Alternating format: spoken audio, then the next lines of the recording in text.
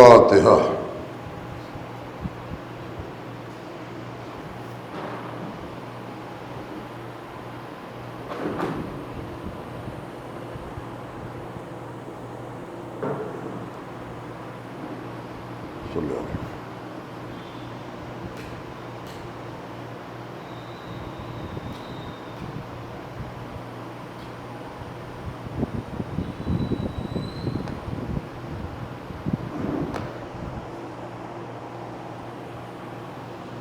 اعوذ باللہ من الشیطان اللعین الرجیم، بسم اللہ الرحمن الرحیم، الحمد للہ رب العالمین، والصلاة والسلام علی اشرف الانبیاء والمرسلین، سیدنا و نبینا مولانا القاسم محمد، اللہم صلی علی محمد وآلہ الطیبین الطاہرین المعصومین المظلومین، ومن یومنا هذا إلى يوم الدین، اما بعد، وقد قال اللہ سبحانہ وتعالی وقوله الحق، بسم اللہ الرحمن الرحیم، هو الذی ایدک بنصرہ ومن المؤمنین، صلوات بھی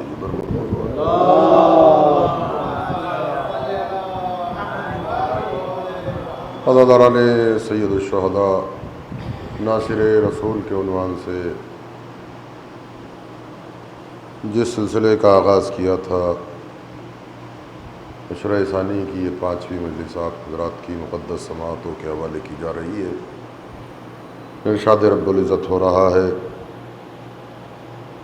کہ اے محمد، ہم نے تمہاری نصرت اور تائید اپنی نصرت خاص سے کی، اور پایا عرش پر یہ لکھا پایا گیا کہ ہم نے علی کی نصرت علی کے ذریعے سے کرا۔ عزیزوں، میں مسلسل آپ کی خدمت میں یہ عرض کر رہا ہوں کہ جس نے نصرت رسول کا وعدہ کیا تھا، اس نے کسی لمحے بھی نصرت رسول سے گریز نہیں کیا، یہاں تک کہ اگر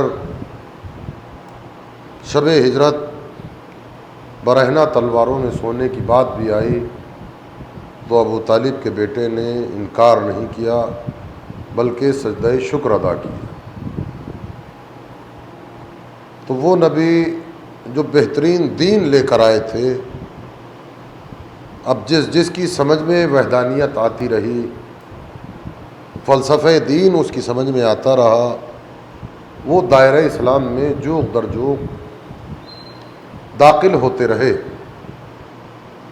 یہاں تک گفتگو پہنچی تھی کہ کافروں کو یہ بھی گوارا نہیں ہوا کہ کیا ہوا، انہوں نے مکے کو چھوڑ دیا، ہم مدینے میں ان کو جو ہے جا کر قتل کریں گے،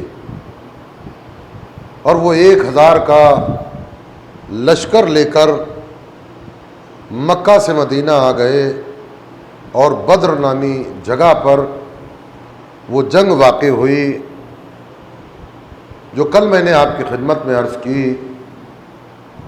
نتیجہ یہ نکلا کہ جتنے کل مسلمانوں نے مل کر مارے تھے، اتنے اکیلے میرے مولا علی نے جو ہے وہ کافروں کو واصل جان نہیں کیا۔ اس جنگ میں جناب عبیدہ ابن حارث، رسول اللہ کے چچا زاد بھائی، ان کی شہادت واقع ہوئی۔ تاریخ بتاتی ہے کہ ان کا پیر کٹا ہوا تھا، مولائے کائنات نے ان کو اٹھایا ہوا تھا، اور وہ قصیدہ پڑھتے ہوئے جا رہے ہیں کہ کاش اے چچا ابو طالب آپ ہوتے تو دیکھتے کہ آپ کے بچے کس طرح سے میدان جنگ میں جو ہے وہ جنگ کر رہے ہیں۔ یہ بات صرف کہنے کے لیے نہیں ہے کہ یہاں انہوں نے اظہار کیا اے کاش جناب ابو طالب ہوتے۔ مولائے کائنات جنگ صفین کے اندر ہے، اور کس انداز سے جنگ کی ہے میرے مولا نے. اور جنگ جمل، ان جنگوں کو اٹھا کر دیکھیے. اس کے بعد جنگ نہروان، یہ وہ ساری جنگیں ہیں کہ جس میں مولا کائنات نے اپنی تلوار کے جوہر ایک عرصہ گزر جانے کے بعد، اور لوگ انگشت بدندہ ہے کہ جس علی کو جوانی میں لڑتا ہوا دیکھا تھا، آج بھی علی کے بازو میں وہی طاقت ہے، وہی قوت ہے. تو وہ مولا سے چاہنے والا جو ہے فتح جمل کے موقع پر کہتا ہے کہ مولا اے کاش میرا بھائی ہوتا تو کتنا خوش ہوتا کہ ہم فتح یاب ہوئے، ہمیں ظفر ملی. تو مولا کائنات نے اس سے ایک سوال کیا، کیا تیرا بھائی ہمیں دوست رکھتا تھا؟ کہ مولا بے شک.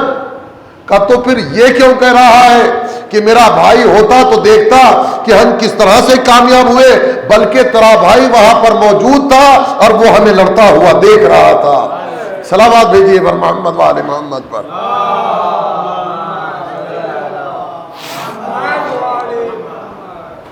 لیکن ان کافروں کو پھر بھی چین نہیں پڑا. لیکن کل میں نے آپ کی خدمت میں ایک بات عرض کی تھی کہ یہ کافر جو بدر ہار کر گئے اور وہاں جو ہے ان کے چہروں کو اترا ہوا دیکھا تو یہ سوال پیدا ہوا کہ کیوں ہارے. تو سب کی زبان سے یہی نکلا تو ہم تو جیت جاتے، لیکن علی کی وجہ سے جنگ ہار گئے.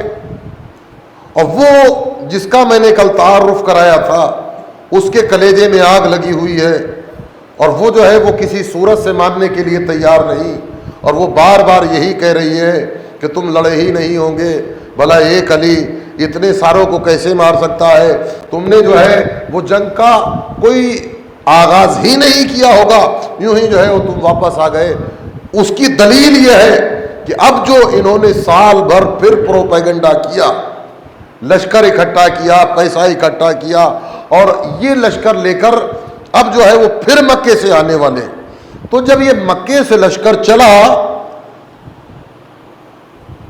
تو وہ جو کہہ رہی تھی کہ ہمیں یقین ہی نہیں آتا کہ تم لڑے ہوں گے، تو اب کے جو ہے اس نے یہ کہا کہ دیکھو مجھے یقین نہیں ہے، اپنے یقین کو پورا کرنے کے لیے میں تمہارے ساتھ جاؤں گی.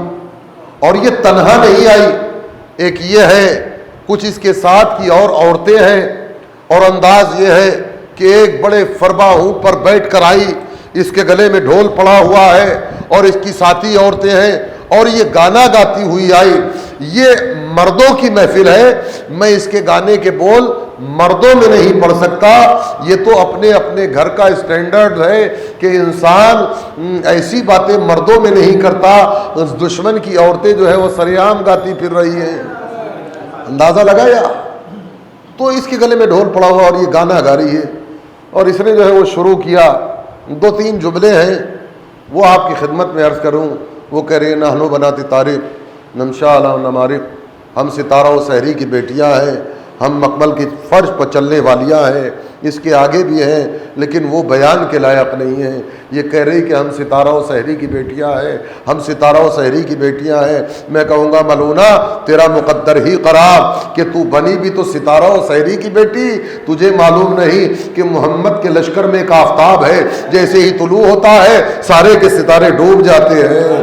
صلوات بر محمد و آل محمد.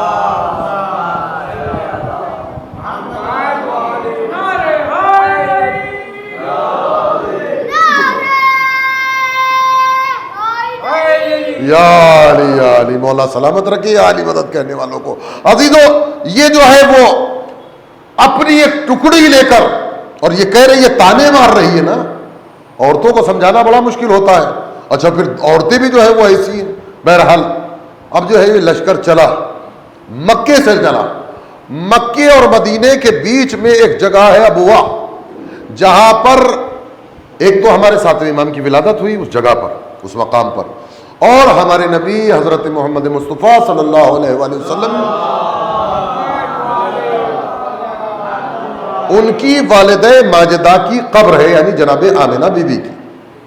جیسے ہی اس ملونہ کو یہ پتا چلا کہ یہ محمد کی ماں کی قبر ہے، یہ اپنے اونٹ پر سے مچل کر گر گئی اور یہ چاہتی تھی کہ قبر کو کھودنے کے بعد جو ہے ان کی ہڈیوں کو نکالے اور اپنے گلے میں بطور ہار کے پہنے۔ بڑی مچل رہی تھی، بڑی مشکل سے اس کو بہلایا پھسلایا گیا، لیکن یہ ماننے کے لیے تیار نہیں تھی، لیکن کسی صورت سے اس کو جو ہے وہ قابو میں لیا گیا۔ ایک بات کو تو پتہ چل گیا کہ اس کے بعد یہ بھی اسلام بظاہر لے کر آئے، لیکن ہمیں یہ پتہ چل گیا کہ مسلمانوں کے اندر دو لائنیں ہیں، ایک وہ ہے جو قبروں کا احترام کرتی ہے، ایک وہ ہے جو قبروں کو اجاڑتی ہے۔ آپ خود ہی اندازہ لگا لیجئے گا، جو قبروں کو اجاڑ رہے ہیں ان کا تعلق ہندا سے ہے، جو قبروں کا احترام کر رہے ہیں ان کا تعلق محمد سے ہے۔ صلوات پر محمد و آل محمد۔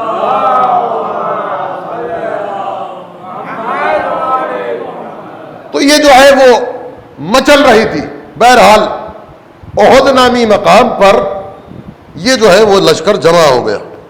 اب ان کے لشکر کی تعداد 4000 ہے اور سرکار دو عالم کے پاس مختصر سا لشکر ہے۔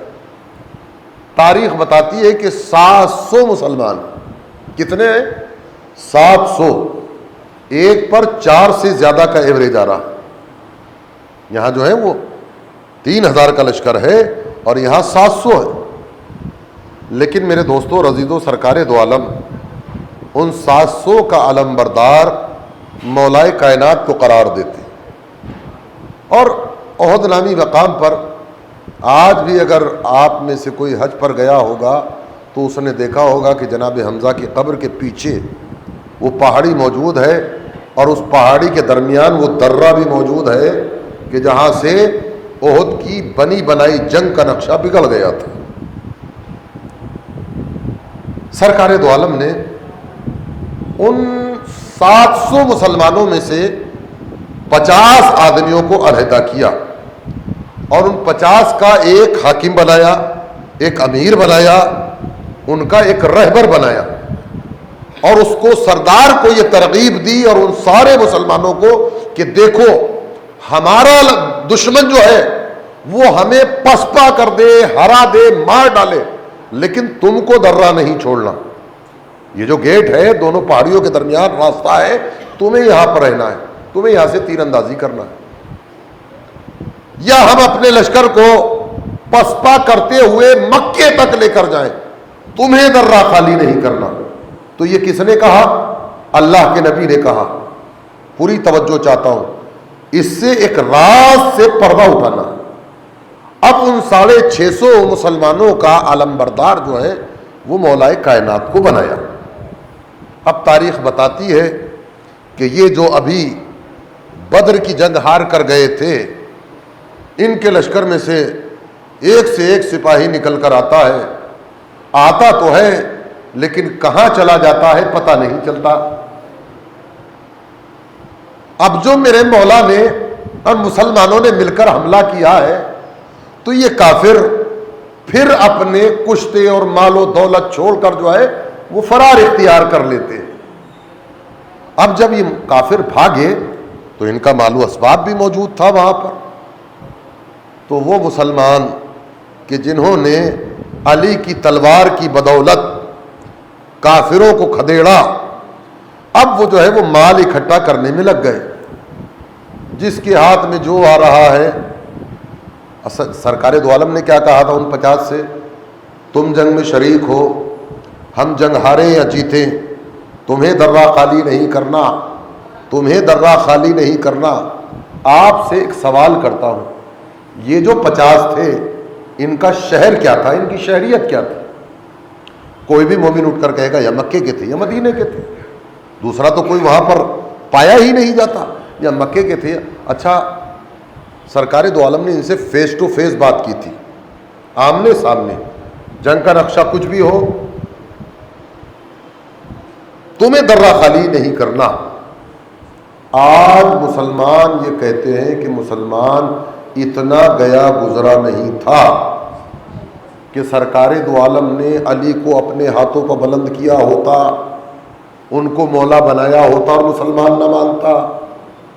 میرے دوستو اور عزیزوں، یہ تو گزر جانے کے بعد کی بات ہے، یہاں تو سامنے موجود ہے، نبی کہیں گئے نہیں ہیں، ان سے فیس ٹو فیس بات کی ہے، لیکن ان 50 آدمیوں نے جب ان کو مال چنتا ہوا دیکھا تو 47 آدمیوں نے درے کو چھوڑ دیا، ایک سردار، 2 اس کے سپاہی، اللہ ان پر اپنی رحمت نازل کرے، جب تک ان کی جان میں جان رہی وہ تیر مارتے رہے، اور یہ مسلمان جو ہے وہ مال بٹورنے میں لگے رہے، مال چگ رہے۔ اچھا، میدان میں سے اگر مال اٹھایا جائے گا تو اٹھانے والے کی پوزیشن کیا ہوگی؟ آسان لفظوں میں بتاؤں، یہ رکوع کی حالت میں چگ رہے تھے، اور ادھر جب یہ کافر بھاگے تو آج جس کو سیف اللہ کہا جاتا ہے، یہ ولید ملعون، سمجھے؟ پوری توجہ چاہتا ہوں، یہ جو لشکر بھاگا ہے نا، تو بھاگتے ہوئے لشکر نے درے کو خالی دیکھا، خالی دیکھا تو خالد بن ولید جو ہے اس نے جو وہی اسکیم بنائی، اسکیم بنانے کے بعد وہاں سے حملہ کر دیا۔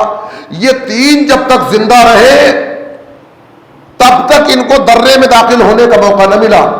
اب جو ہے کافروں نے پیچھے سے حملہ کیا، اب جو حملہ ہوا تو یہ تو بیچارے اچانک میں تھے۔ اب لوگ کہتے ہیں کہ یہ شیعہ جو ہیں وہ ظلم کی باتیں کرتے ہیں، ناجائز باتیں کرتے ہیں۔ کیا بھیا ظلم کی بات کر دی، ناجائز بات؟ وہ کہتے ہیں وہ بھاگ گئے، ارے وہ بھاگے نہیں تھے بیچارے، کیا کرتے؟ جب پیچھے سے حملہ ہو گیا تو محفوظ مقام کو پہنچ گئے۔ صلوات بھیجیے نبر محمد والے محمد پر۔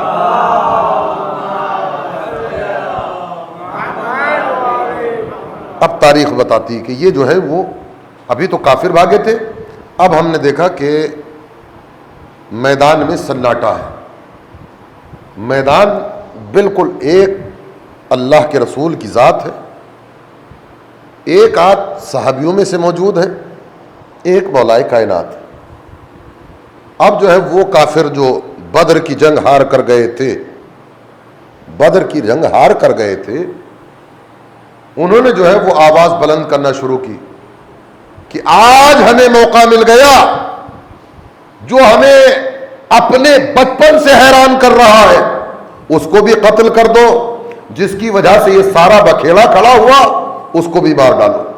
اب یہ کافر جو ہے وہ چاروں طرف سے جو بھاگے ہوئے تھے وہ سمٹنا شروع ہوئے، اتنے نزدیک آ گئے، اتنے نزدیک آ گئے، اتنے نزدیک آ گئے کہ بس پتھر مار رہے تو اس جالی تک آیا جو سرکار دو عالم کے چہرے اقدس پر موجود تھی۔ دندان مبارک شکستہ ہو گیا، خون بہنا شروع ہو گیا۔ جب رسول اللہ نے یہ دیکھا کہ کافر اتنے نزدیک آ گئے کہ اب انہوں نے تلواروں کو بلند کر لیا ہے، اس سے پہلے کہ ان کا ہاتھ اوپر سے نیچے کو آئے، رسول کی زبان سے یا علی نکلا۔ یا علی کا کہنا تھا کہ ہم نے رسول اور کفار کے درمیان میں ایک چمکتی ہوئی بجلی کو دیکھا، اس چمکتی ہوئی بجلی کا دیکھنا تھا کہ پہلی صف کے سر محمد مصطفیٰ کے پیروں میں آ کر گر گئے۔ صلوات پر محمد وآل محمد۔ یہ دیکھیے جنگ احد جو ہے وہ بڑی عظمتیں اپنے دامن میں سمیٹے ہوئے، یہی وہ جنگ ہے کہ جب سب بھاگ گئے تو رسول اللہ کا ایک صحابی، اس کی لڑتے لڑتے تلوار ٹوٹ گئی، آیا رسول اللہ کے پاس، اللہ کے نبی تلوار ٹوٹ گئی۔ رسول اللہ نے ایک لکڑی یا کھجور کی ڈنڈی جو بھی وہاں پر کچھ موجود تھا دیا، اس کے حوالے کر دیا۔ دست رسالت میں آنے کا تھا، وہ لکڑی جو ہے وہ تلوار میں تبدیل ہو گئی۔ کئی صحابیوں کی تلواریں ٹوٹی، رسول اللہ نے ہر ایک صحابی کو تلوار دی معجزے سے بنا کر۔ لیکن اب تاریخ بتاتی ہے کہ یہ پہلی صف کے جو کافر کٹے ہیں، دیکھیے مولا علی کی شان کو سمجھیے گا، جس وقت اللہ کا نبی کفار کے درمیان گھرا ہوا ہے، پوزیشن کیا ہے؟ اگر علی سامنے سے حملہ کرتے ہیں تو لوگ پیچھے سے حملہ کر دیں گے، داہنے سے حملہ کرتے ہیں تو بائیں سے آ جائیں گے، ادھر حملہ کرتے ہیں تو ادھر سے آ جائیں گے۔ علی تو تنہا ہی ہے۔ علی کی جنگ کا انداز دیکھیے۔ ایک مرتبہ میرے مولا نے تلوار لی اور تلوار لینے کے بعد تلوار کو اس طرح سے کیا اور گھوڑے کو لگایا کاوے پر، کاوا گول چکر کو بولتے ہیں، گھوڑے کو لگایا کاوے پر، اس طرح سے علی کا ہاتھ اٹھا ہوا ہے۔ ابھی تو آپ نے صف اول کو دیکھا تھا، ایک مرتبہ علی کا گھوڑا گھوم کر آیا کہ دوسری صف کے سر محمد مصطفیٰ کے قدموں میں آ گئے۔ اس عالم میں علی کے بازو کا تو کچھ نہ ہوا، تلوار جیسی تھی ٹوٹ گئی۔ وہ کافر جو سمٹ کر آئے تھے دوسرے حملے کے بعد منتشر ہو گئے، پیچھے ہٹ گئے۔ مولا کائنات سرکار دو عالم کے پاس آئے اللہ کے نبی، تلوار ٹوٹ گئی۔ نبی خدا خاموش کھڑے ہوئے ہیں۔ یہاں پر میرا ایک سوال کرنے کا حق تو بنتا ہے، نبی خدا یہ اصحاب کی تلواریں ٹوٹی، آپ نے ہر ایک کو اعجاز سے تلوار بنا کر دی، آپ اگر اعجاز سے نہیں بھی بنا کر دینا چاہتے تو یہ جو آپ کے پاس لگی ہوئی ہے اس تلوار کو دے دو، لیکن نہ سرکار دو عالم اپنی تلوار دے رہے ہیں، نہ معجزے سے بنا کر دے رہے ہیں۔ پوری توجہ کے ساتھ آپ پر بھروسہ کرتے ہوئے یہ جملہ حوالے کر رہا ہوں، اللہ کے نبی نے نہ اعجاز سے بنا کر دی نہ اپنی دی۔ تو میں نے عالم تصور میں سوال کر لیا، اللہ کے نبی لے دے کر یہ ایک مجاہد بچا ہے، اس کی بھی تلوار ٹوٹ گئی، کیا آپ اسے اپنی بھی تلوار نہ دیں گے؟ کہ تلوار دے تو دیتا، نہ یہ مجاہد دے رہا ہے نہ میں اسے اسلحہ دے سکتا ہوں۔ آپ نے دیکھا ہوگا کہ آج چاروں طرف جنگیں پھیلی ہوئی ہیں، جس ملک پر کسی میزائل سے حملہ ہوتا ہے تو وہ دیکھتے ہیں کس کا ہے، کون سے ملک کا ہے، پتہ چل جاتا ہے۔ تو مولا کائنات کے لیے سرکار دو عالم میرا سپاہی تو ہے نہیں، جس کا سپاہی ہے وہ بھیجے یا نہ بھیجے۔ اب عزیزان گرامی کوئی ہم سے نہ کہے کہ علی نے کتنوں کو قتل کر دیا، سپاہی بھی اس کا تھا، اسلحہ بھی اس نے بھیجا۔ اچھا بڑے چالاک ہیں لوگ، سمجھے؟ جب علی کی فضیلت کی بات آتی ہے تو اس میں جو ہے وہ سوال پیدا کرتے ہیں، اور وہ تلوار، اچھا یہ تلوار کا آنا جو ہے وہ کہیں ایسے، قرآن نے کہا ہے کہ ہم نے لوہے کو نازل کیا، وانزلنا حدیدا، ہم نے لوہے کو نازل کیا جس میں لوگوں کے لیے منافع ہے، ہم نے لوہے کو نازل کیا۔ ذوالفقار کے علاوہ وہ لوہا دکھا دو کہ جو اللہ نے نازل کیا ہو اور جس سے لوگوں کو فائدہ ہوا ہو، اگر نہیں معلوم تو میں بتاتا ہوں، اس لوہے کا نازل ہونا تھا کہ اس کے بعد مسلمانوں کی امی کہتی ہوئی نظر آتی ہے، یا علی تیرے بچے دیے کہ فتح خیبر کے بعد ہم نے پیٹ بھر کر کھجوریں کھائی۔ اندازہ لگایا آپ نے؟ تو اب عزیزو اسلحہ بھی ادھر کا ہے، سپاہی بھی ادھر کا ہے۔ اب میرے دوستوں اور عزیزوں پوری توجہ چاہتا ہوں، جب مولا کائنات کے ہاتھ میں وہ اسلحہ آیا اور لوگ یہاں پر، بھائی آسمان پر جنت میں کوئی فیکٹری ہے، کوئی لوہار ہے کہ جو ذوالفقار آ گئی؟ تو ان کے لیے آسان سی باتوں میں جواب دینے کے لیے بہت ساری باتیں ہیں۔ دمبا آ سکتا ہے، کسی کو کوئی اعتراض نہیں ہے، ذوالفقار کی تو دکان دیکھتے ہیں، دمبوں کی منڈی نہیں دیکھتے کہ کہاں ہے۔ اپنے اندازہ لگایا بھائی، جہاں دمبوں کی منڈی ہے وہیں برابر میں لوہار کی دکان ہے، دیکھ کر چلے آئیے، ایڈریس میں بتائے دیتا ہوں، ایک سلامات بھیجیے پر محمد والے محمد۔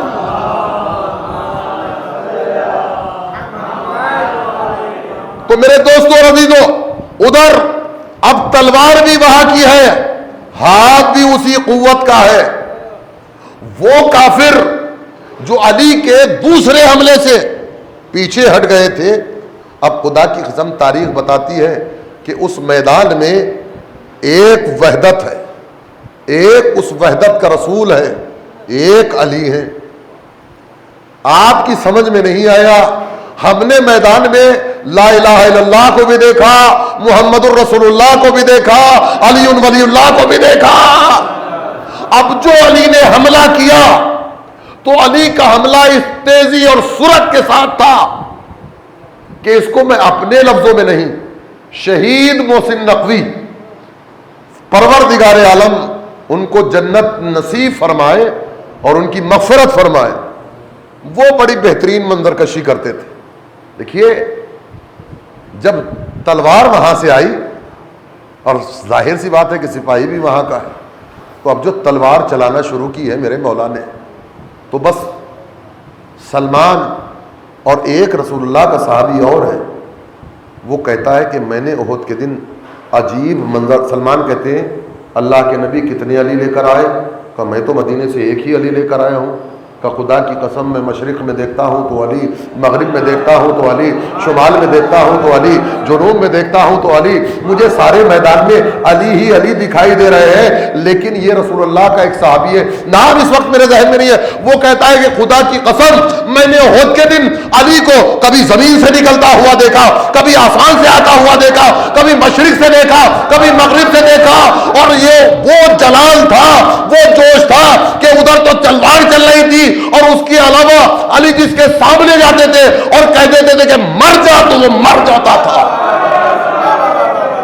اگر علی فیض میں آنے کے بعد کسی کے سامنے کہتے تھے کہ مر جا تو وہ مر جاتا تھا. اب اندازہ دیکھیے گا کہ میرے مولانا کی شان سے تلوار چلائی ہوگی. تو جب تلوار کی تیزی چلی, تلوار تیزی کے ساتھ چلی, تو علی بڑے اطمینان کے ساتھ کافروں کو کاٹتے چلے جا رہے ہیں. اور ذوالفقار چونکہ پہلی مرتبہ علی کے ہاتھ میں آئی ہے, وہ ملک الموت جو ساری روحوں کا قبض کرنے والا ہے, وہ ذوالفقار کے پاس آیا اور آنے کے بعد کہہ رہا ہے کہ یہ کیا غضب کر رہی ہے, تو کون ہے؟ کہ تجھے نہیں معلوم, میں وہ ہوں کہ جس گلی سے چلا جاتا ہوں صف ماتم بچھا دیتا ہوں, جس شہر میں جاتا ہوں لوگوں کو جو ہے وہ رونے پہ آمادہ کر دیتا ہوں. ایک مرتبہ جب جیسے ہی ملک الموت نے اپنی جو ہے کہ یہ کیا یہ کیا یہ کیا, ذوالفقار کہتی ہے جا تو اپنا کام کر لے, مجھے چلنے دے. تو کون ہے؟ کہ اچھا ہم ہیں تو دونوں ہی ایک آقا کے غلام و کنیز, لیکن تجھ سے ایک ریکویسٹ کرتا ہوں کہ تو ذرا آہستہ چل. کہ میں کیوں آہستہ چلوں؟ اب ذوالفقار نے اپنی چمک دکھائی. ذوالفقار نے, تو کون ہوتا ہے مجھے روکنے والا؟ تو کون ہوتا ہے مجھے روکنے والا؟ اس لیے کہ میں پہلی مرتبہ ید اللہ کے ہاتھ میں آئی ہوں. کیوں زلزلے بپا نہ کروں کائنات میں, آئی ہوں پہلی بار ید اللہ کے ہاتھ میں. ایک مرتبہ جب ذوالفقار نے اس طرح کی باتیں کی تو ملک الموت کہتا ہے کہ دیکھ اتنی تیزی نہ دکھا, اتنی تیزی نہ دکھا, تجھے صرف ایک کام کرنا ہوتا ہے کہ گردن تک پہنچی اور علیحدہ کر دیا.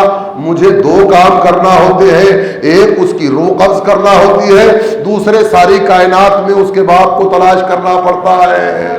صلوات بر محمد و آل محمد.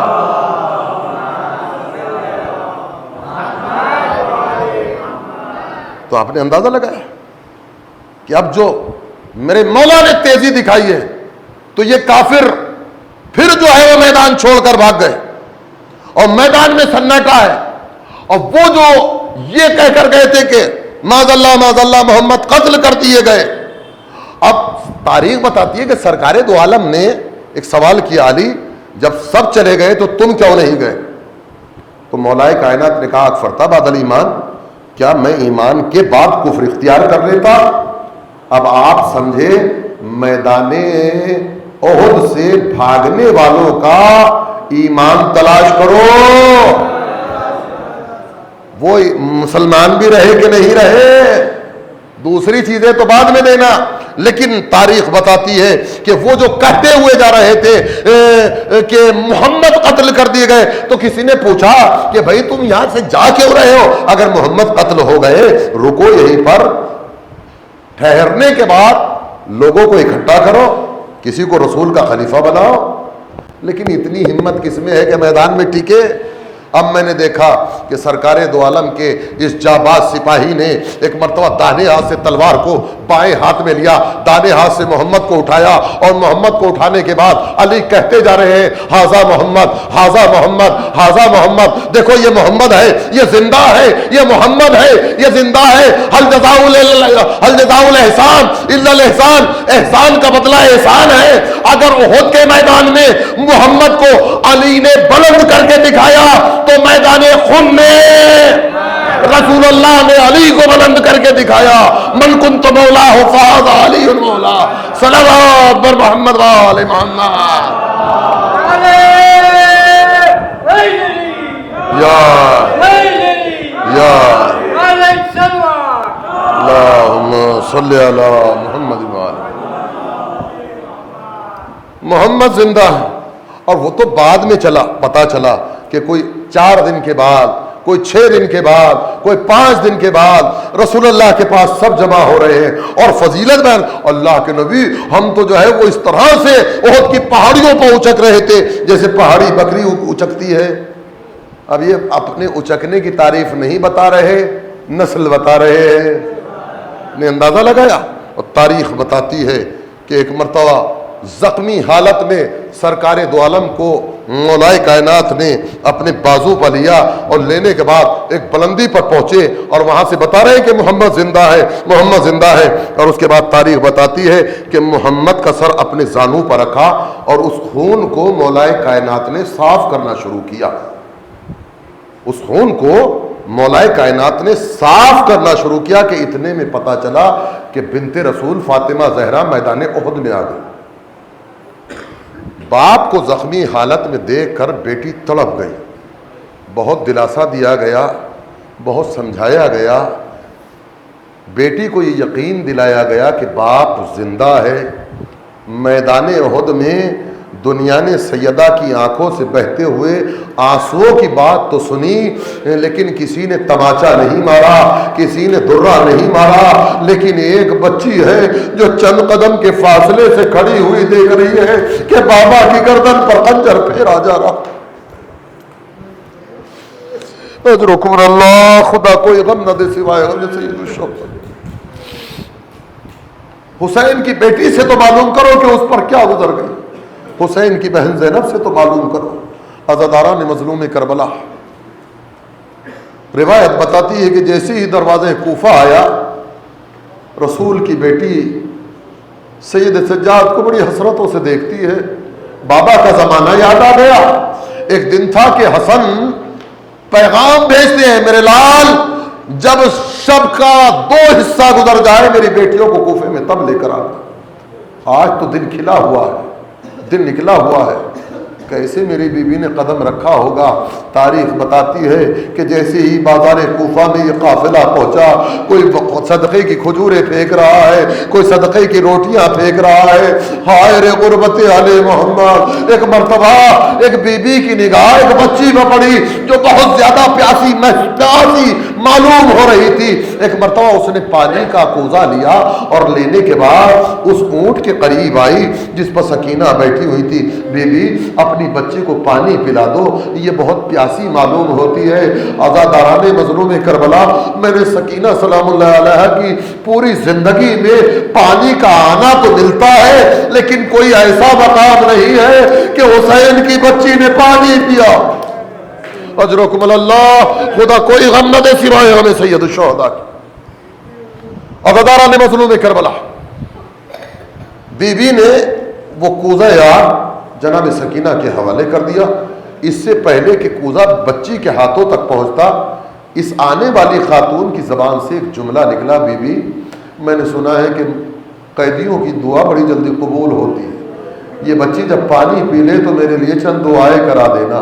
کہ نہیں، پہلے تم اپنی دعائیں بتاؤ، بچی تم اپنی دعائیں بتاؤ، بچی پہلے تمہارے لیے دعا کرے گی۔ ایک مرتبہ کہتی ہے میرا شوہر پردیس گیا ہوا ہے، خیریت سے واپس آ جائے۔ بچی نے اپنے ہاتھوں کو بلند کیا، معبود ہماری دربدری کا واسطہ، اس کا شوہر خیریت سے آ جائے۔ کہتی ہے میرے بچے اس طرح سے یتیم و اسیر نہ ہو، پروردگار میری یتیمی کا واسطہ، اس مومنہ کے بچے اس طرح سے یتیم و اسیر نہ ہو۔ تیسری دعا کے بارے میں کہتی ہے کہ مجھے مدینے جانا نصیب ہو۔ مدینے کا نام سنا زینب تڑپ گئی، مدینے کیا کرو گی بی بی جا کر؟ کہ مدینے میں میرا آقا حسین ہے، میرے آقا عباس ہے، میرے شہزادے علی اکبر اور محمد ہیں۔ ایک مرتبہ کہتی ہے کہ اچھا یہ بتاؤ اور کون؟ کہ مدینے میں میری شہزادیاں ہیں، زینب ام کلثوم ہے۔ ایک مرتبہ زینب نے سوال کر لیا کہ بی بی اگر تو زینب کو دیکھے گی تو پہچان لے گی؟ کہاں کیوں نہیں پہچانوں گی؟ کہ ایک مرتبہ شہزادی نے اپنے بالوں سے اپنے چہرے کو دکھایا اور کہتی ہے ام حبیبہ تو نے زینب کو کہاں پہچانا؟ ام حبیبہ بے ہوش ہو گئی، وہ پانی جو سکینہ کے لیے آیا تھا ایک مرتبہ ام حبیبہ پہ چھڑکا گیا، ایک مرتبہ غشے فاقہ ہوا۔ سوال کرتی ہے بی بی اتنا بتا دو یہ حالت کیسے ہو گئی؟ میرا آقا عباس کہاں ہے؟ اکبر کہاں ہے؟ آقا حسین کہاں ہے؟ زینب نے اشارہ کیا، وہ سرے حسین، وہ گھوڑے کی گردن میں عباس۔ وَسَيَعْلَمُ الَّذِينَ ظَلَمُوا أَيَّ مُنقَلَبٍ يَنقَلِبُونَ اِنَّ لِلَّهِ وَإِنَّا إِلَيْهِ رَاجِعُونَ۔ بارہ واسطہ محمد والے محمد کا ہماری اس مختصر سی ادا کو اپنی بارگاہ میں شرف قبولیت عطا فرما۔ جو مناد پریشان ہیں ان کی پریشانی کو دور فرما، مقروض ہیں انہیں قرض سے نجات عطا فرما، بے اولاد ہیں ان کو اولاد صالح عطا فرما، صاحبان اولاد کی اولاد کو پروان چڑھا۔ معبود ہمارے گناہ کبیرہ و صغیرہ کو معاف فرما۔ معبود واسطہ محمد والے محمد کا شکستہ پہلو زہرا کا واسطہ جنت البقیع کی تعمیر کے اسباب فراہم فرما۔ ہر عزاداران مظلوم کربلا کو کربلا معلیٰ کی زیارت نصیب فرما۔ حضرت حجت کے ظہور میں تعاجیل فرما، ہم کو ان کے اعوان و انصار میں شمار فرما۔ ربنا تقبل منا انک انت السمیع العلیم۔